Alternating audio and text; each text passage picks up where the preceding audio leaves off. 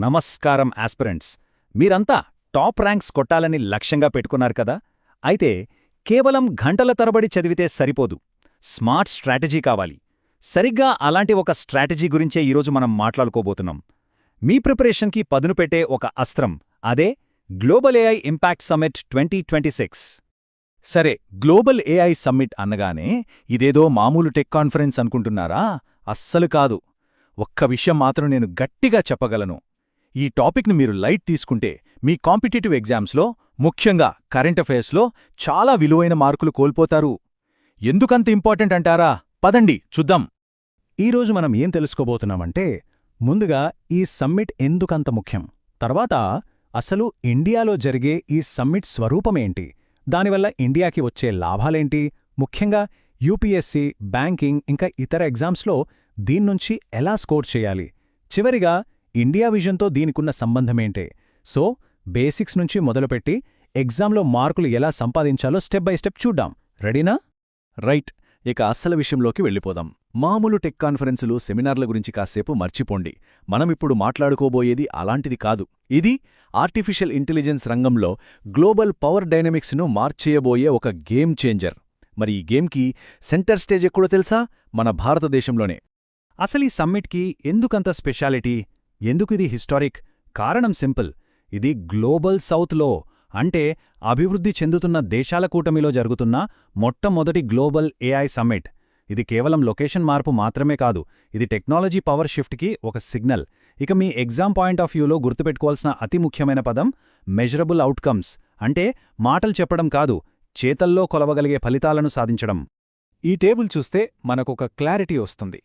AI మీద ప్రపంచవ్యాప్తంగా చర్చ ఎలా మారుతూ వచ్చిందో చూడండి. మొదట యూకేలో ఏఐ సేఫ్టీ గురించి మాట్లాడారు. తర్వాత సౌత్ కొరియాలో ఇన్నోవేషన్ ఎథిక్స్ అన్నారు. ఫ్రాన్స్కొచ్చేసరికి యాక్షన్ ఇంప్లిమెంటేషన్ అన్నారు. ఇప్పుడు ఇండియా ఏం చేస్తోందో చూడండి. ఈ ప్రయాణాన్ని నెక్స్ట్ లెవెల్కి తీసుకెళ్తోంది. కేవలం చర్చలు, ప్లాన్లు కాదు, రియల్ ఇంపాక్ట్, కొలవగలిగే ఫలితాలు, అది గ్లోబల్ సౌత్ని కలుపుకుని. ఇదే India summit speciality. Okay, global picture అర్థమైంది కదా. ఇప్పుడు మనం ఇండియా సమ్మిట్ లోపలికి వెళ్దాం. అసలు దీనికి పునాది ఏంటి, దీని వెనుకున్న ఫిలాసఫీ ఏంటి, వీటిని మనం ఇప్పుడు చూద్దాం. ఎందుకంటే ఇవి మీ ఎగ్జామ్లో ఈజీగా గుర్తుపెట్టుకోవడానికి, రాయడానికి చాలా బాగా ఉపయోగపడతాయి. ఈ సమ్మిట్కి ఆత్మలాంటివి ఈ 3 సూత్రాలు. అవే ప్రజలు, గ్రహం మరియు ప్రగతి. సింపుల్గా చెప్పాలంటే ఈ మొత్తం కార్యక్రమానికి ఇవే 3 పునాది స్తంభాలు. మనం ఏ ఏఐ టెక్నాలజీ డెవలప్ చేసినా అది ప్రజలకు ఉపయోగపడాలి, మన పర్యావరణానికి హాని చెయ్యకూడదు, అందర్నీ కలుపుకునిపోయే ప్రగతికి దారితీయాలి. ఈ ఫిలాసఫీనే ఈ సమ్మిట్ని నడిపిస్తోంది. సరే, ఈ సూత్రాలు చాలా బాగున్నాయి, కానీ వీటిని ఆచరణలో ఎలా పెడతారు అనే ప్రశ్న వస్తుంది కదా. అక్కడే ఈ 7 చక్రాలు పిక్చర్లోకి వస్తాయి. సూత్రాలనేవి ఫిలాసఫీ అయితే, చక్రాలనేవి యాక్షన్ ప్లాన్. ఈ ఫిలాసఫీని ఈ 7 కీలకమైన రంగాల్లోకి తీసుకెళ్లి పనిచేసేలా చేసేవే ఈ చక్రాలు. అవేంటో ఒక్కసారి చూద్దాం. హ్యూమన్ క్యాపిటల్ అంటే మానవ వనరులు, సామాజిక సాధికారత, సురక్షితమైన నమ్మకమైన ఏఐ, ఇన్నోవేషన్ మరియు సామర్థ్యం, సైన్స్, అందరికీ ఏఐ వనరులు అందుబాటులో ఉండేలా చూడటం. ఇక చివరిగా ఆర్థిక వృద్ధి మరియు సామాజిక మంచి కోసం ఏఐ. చూసారా, ప్రతి చక్రం కూడా ఒక కీలకమైన రంగాన్ని టార్గెట్ చేస్తుంది. అసలీ సమ్మిట్ ఎంత పెద్దదో అర్థం చేసుకోవాలంటే ఒక్కసారి నంబర్స్ చూడండి. 1,50,000కు పైగా విజిటర్స్, 500కు పైగా స్టార్టప్స్, 100కు పైగా దేశాలు. వావ్! ఇదేలో చిన్న మీటింగ్ కాదు, ఇదొక గ్లోబల్ ఫెస్టివల్ లాంటిది. ఈ నంబర్స్ కూడా మనకు ఎగ్జామ్లో అడిగే అవకాశం ఉంది, సో గుర్తుపెట్టుకోండి. రైట్, ఇప్పటివరకు మనం ఏంటి, ఎందుకు అని చూశాం. ఇప్పుడు చాలా ముఖ్యమైన విభాగానికి వచ్చాం. అదే దీనివల్ల ఏం జరుగుతోంది, అంటే ఈ సమ్మిట్ నుంచి మనం ఆశించగల కీలక ఫలితాలు ఏంటి. ఇక్కడ్నుంచి మీ ఎగ్జామ్స్కి డైరెక్ట్ క్వశ్చన్స్ రావచ్చు, సో కొంచెం జాగ్రత్తగా వినండి. ఈ నెంబర్ చూడండి, దాదాపు $140 బిలియన్. ఇది ఊరికే ఒక అంకె కాదు, ఇది ఒక స్టేట్మెంట్. ఇండియా ఇకపై కేవలం ఏఐ టెక్నాలజీని వాడే దేశంగా మాత్రమే ఉండదు, ఏఐ టెక్నాలజీని సృష్టించే దేశంగా, గ్లోబల్ లీడర్గా మారుతోంది అనడానికే ఇదే నిదర్శనం. స్టార్టప్లు, సెమీకండక్టర్ రంగంలో ఇది ఒక పెద్ద బూస్ట్ ఇవ్వబోతోంది. ఇక వ్యూహాత్మక ఫలితాల విషయానికొస్తే, ఏఐ కోసం బలమైన రూల్స్ అండ్ రెగ్యులేషన్స్ రాబోతున్నాయి. గ్లోబల్ లెవెల్లో ఎథిక్స్, డేటా ప్రొటెక్షన్ కోసం కొత్త స్టాండర్డ్స్ వస్తాయి. మన దేశీయ ఏఐ మోడల్స్కి మంచి ప్రోత్సాహం లభిస్తుంది. ఇవన్నీ కూడా మన డిజిటల్ ఇండియా, వికసిత్ భారత్ 2047 లక్ష్యాలతో ముడిపడి ఉన్నాయి.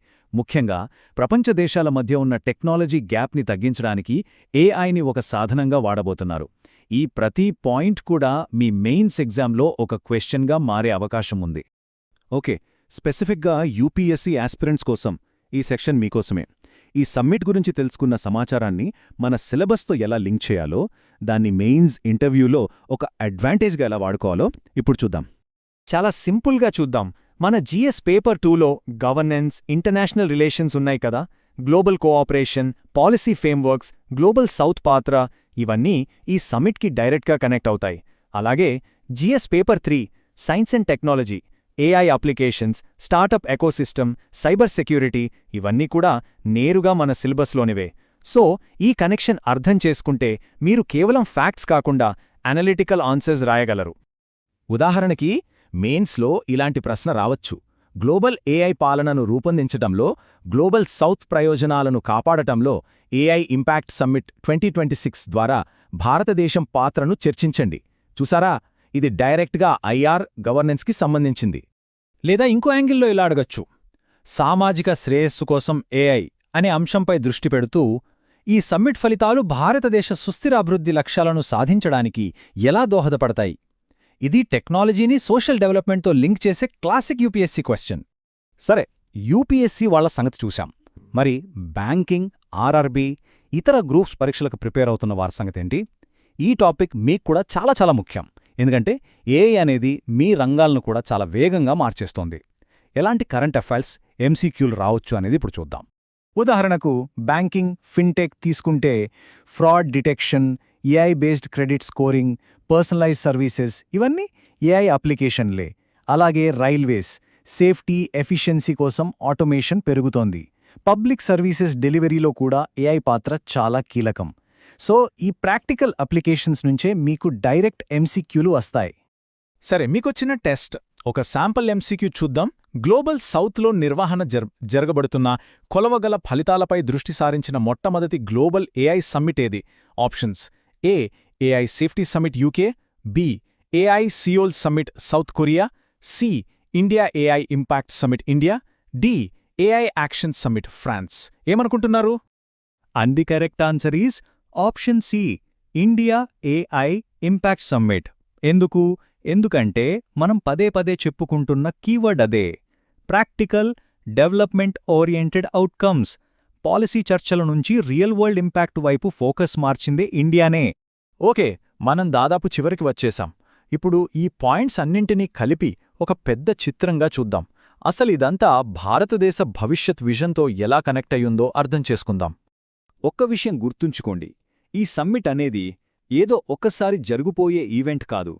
ఇది మన వికసిత్ భారత్ 2047, డిజిటల్ ఇండియా అనే పెద్ద లక్ష్యాలను చేరుకోవడానికి వేస్తున్న ఒక కీలకమైన అడుగు. ఇదొక స్ట్రాటజిక్ మూవ్. 2047 నాటికి టెక్నాలజీతో అభివృద్ధి చెందిన దేశంగా మారాలనే మన ప్రయాణంలో ఇది ఒక ముఖ్యమైన మైలురాయి. సో ఇలాంటి ఎగ్జామ్ ఓరియంటెడ్ కరెంట్ అఫైర్స్ టాపిక్స్లో ఎప్పుడూ అప్డేట్గా ఉండాలంటే మా గ్రూప్ సబ్ ఛానల్కి తప్పకుండా సబ్స్క్రైబ్ చేసుకోండి. మీ సక్సెస్ జర్నీ ఒక క్లిక్తో మొదలవుతుంది. మీ ప్రిపరేషన్లో మేము ఎప్పుడూ మీకు తోడుగా ఉంటాం. All the best.